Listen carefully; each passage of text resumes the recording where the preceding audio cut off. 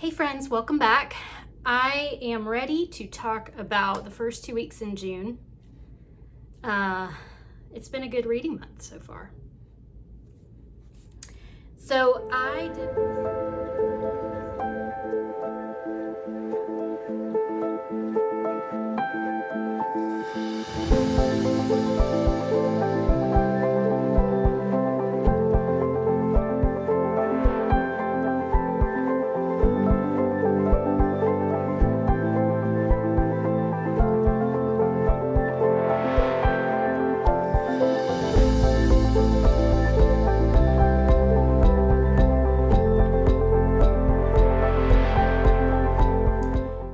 I did a reading vlog and I'll link it below. I'm just gonna mention these books. I go into detail in my reading vlog about my feelings for them, and I had some pretty strong feelings for 2 of them at least. So I read Her Fearful Symmetry by Audrey Niffenegger.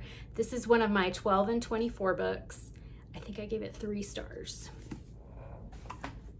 I also read another backlist book is Divided Minds, Twin Sisters and Their Journey Through Schizophrenia by Pamela Spiro Wagner and Carolyn S. Spiro. This is a nonfiction memoir and highly recommend it. I think I gave it 4 stars. The audio is really good. And then I also read in that reading vlog one of my most anticipated reads. This is Real American by Rachel Khong. I gave it 3 stars. Lots of thoughts on this one, and check out my reading vlog. So I have 1 DNF for June so far, and I'm kind of disappointed. I'm kind of sad about it because I was really looking forward to this book, The Stickleback Catchers by Lizette Aughton. This tells the story of Mimi, Titch, and Nusrat. They call her New. 3 middle grade age, and they are having adventures trying to help Mimi's grandmother get her memory back because she's dealing with dementia, and Mimi thinks that she's going to be taken from her grandparents. So I just didn't get into all the adventures. I'm not really sure why. So I think it might be a DNF for now, and I'm thinking maybe I will try again in middle grade March. Maybe, because I tabbed it and I love Lizette Aughton's first book, The Secret of Haven Point.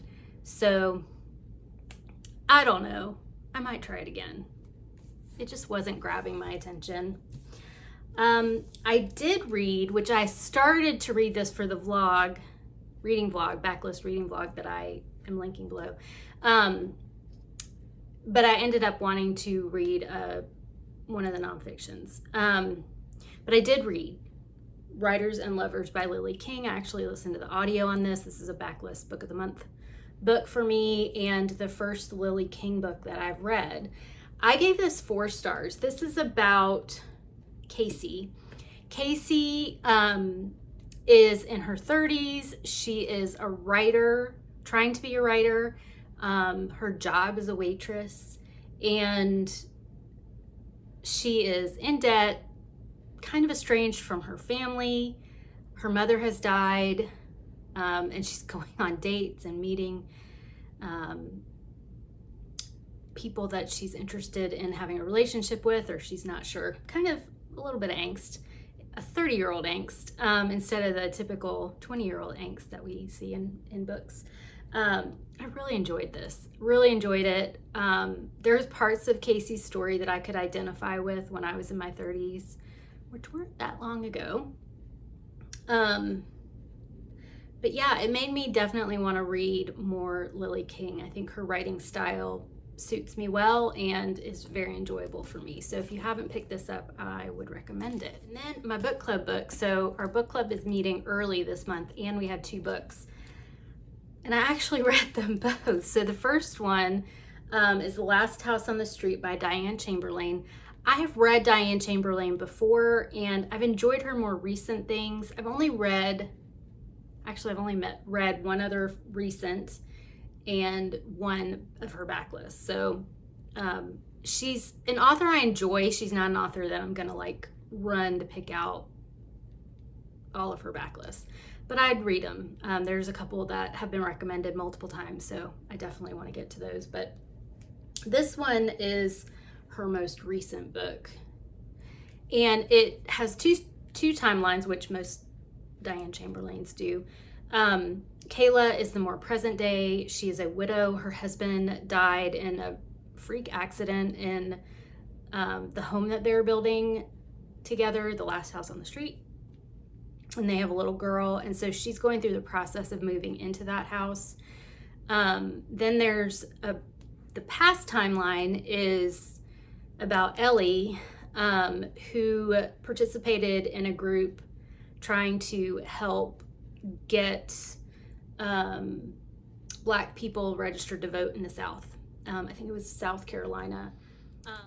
I was really, in the beginning started out kind of slow, but I was really pulled in by the characters, and I think Diane Chamberlain does really well at the pacing of the plot, like towards the end. It does start off slow. And I thought that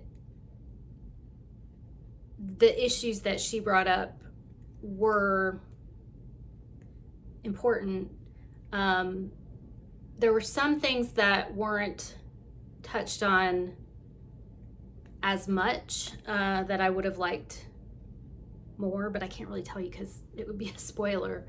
But it tells the story of Eleanor and her going from a privileged white college student in the South, thinking that everybody's good and nobody does anything bad, nobody thinks any ill of anyone. And then she gets involved with the Scopes group that, as I said, they were trying to help register voters, Black voters. And just what she encountered, opening her eyes to the differences between white and Black families and what they had, and the just the societal views, people that she thought were such great people that she runs into at, like I said, the KKK meetings. Yeah, it was a really good book. I think I gave it 4 stars. Then the other one I read was Tress of the Emerald Sea by Brandon Sanderson. This was, again, for my book club, and not my usual cup of tea. I've wanted to try some fantasy, and I heard this was a good place to start, so I read it. And I really like the characters. I do like Brandon Sanderson's writing of characters. I think he develops them really well in this book. Tress is going to rescue her love, Charlie, and has to go through many obstacles to get there.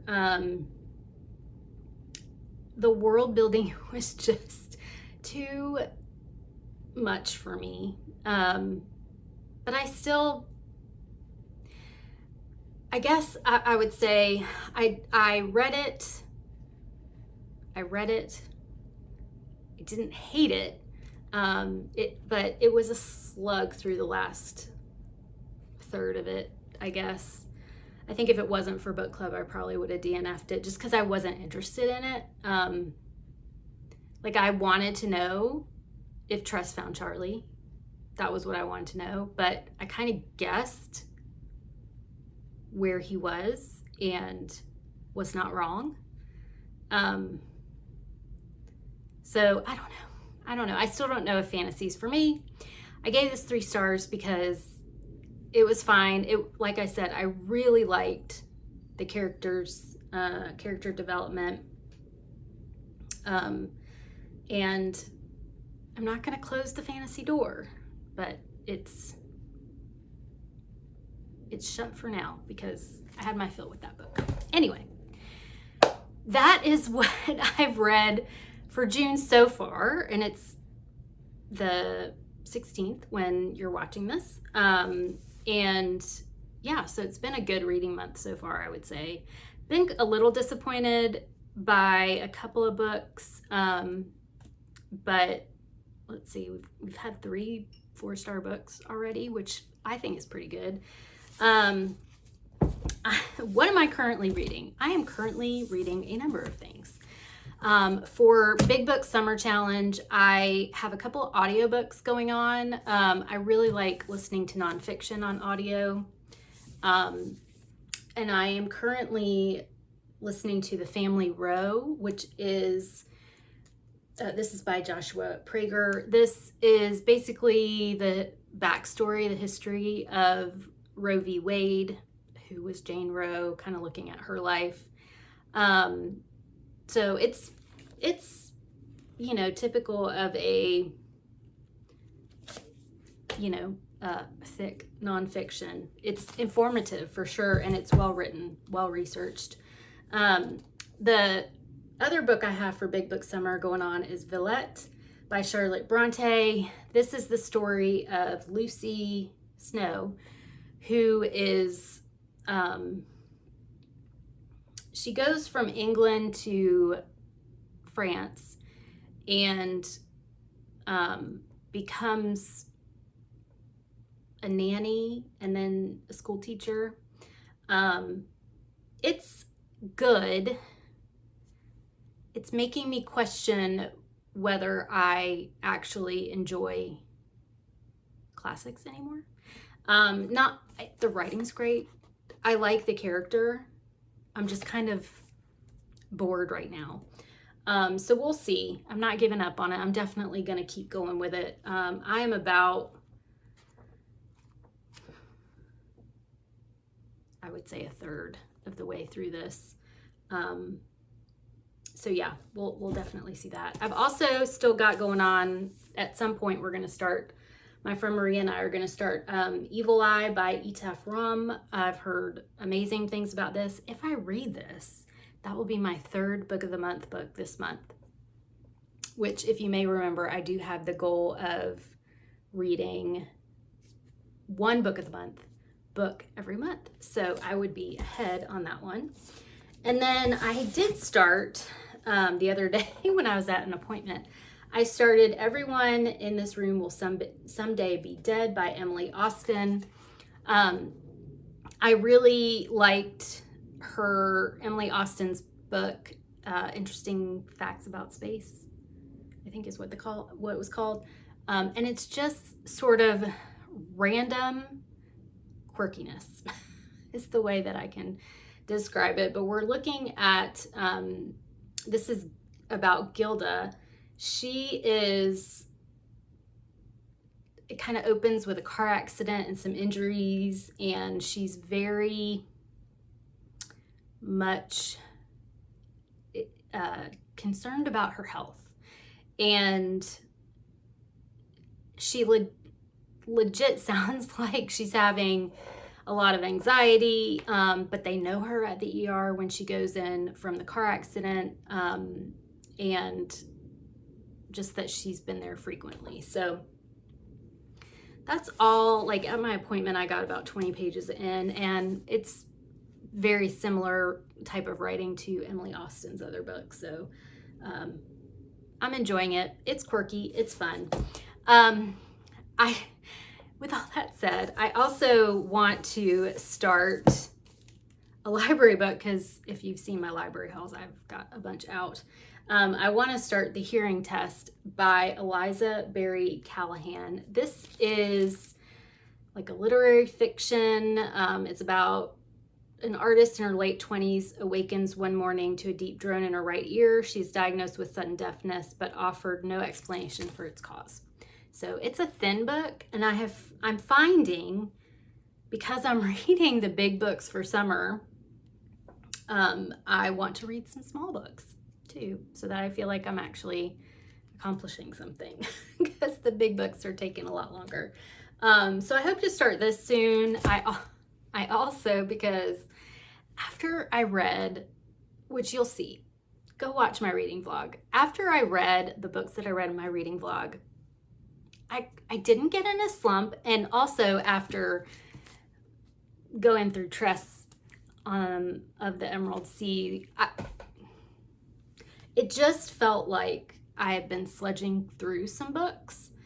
And so sometimes when that happens, I either just slow down my reading or I pick up multiple things at once. So I am also listening to, so this is 3 audiobooks on the go. I'm listening to the Roommate Pact by Allison Ashley, which is a romance about a nurse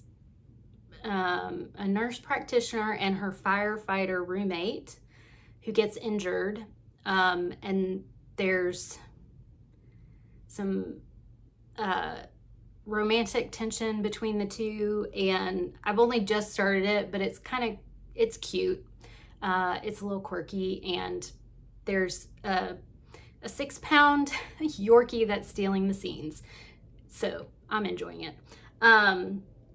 Yeah, that's kind of, it feels very chaotic with my reading right now, but I'm having fun, so that's what's important, right? Hopefully, so my goal is to get these 2 finished by the end of June, which will be,